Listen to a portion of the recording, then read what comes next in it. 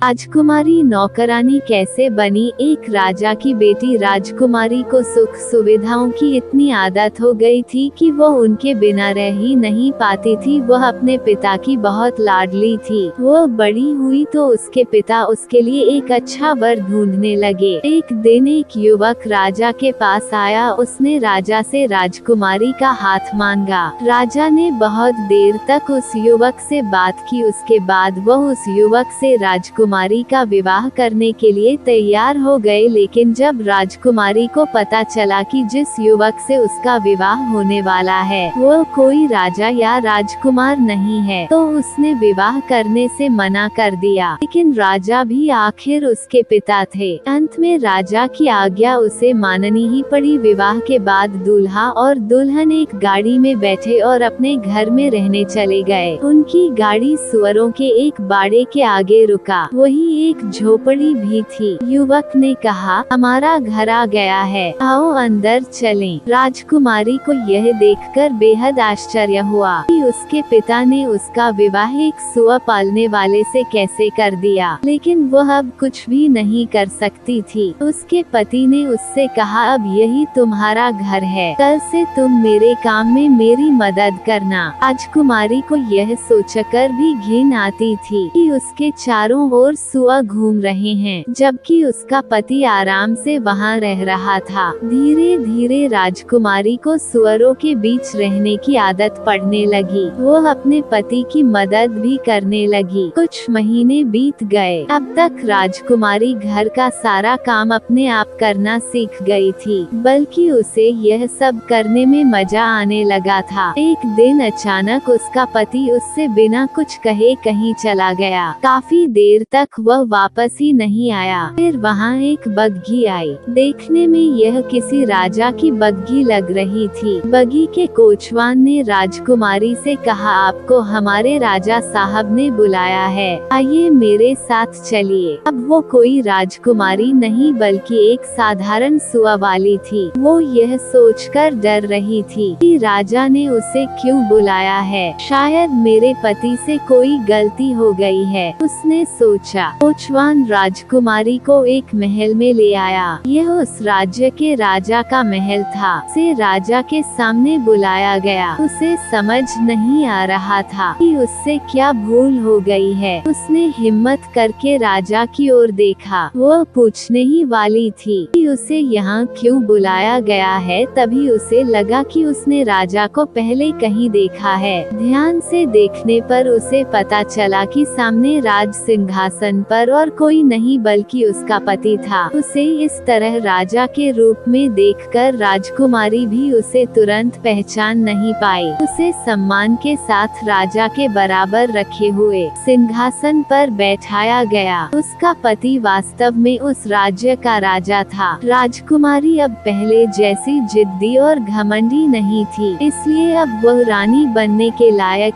थी। अब वह समझ गई थी कि कोई भी काम छोटा या गंदा नहीं होता। यदि आप चाहें तो हर परिस्थितियों में खुश रह सकते हैं। कहानी पसंद आए तो वीडियो को लाइक और साथ ही साथ चैनल को सब्सक्राइब करें।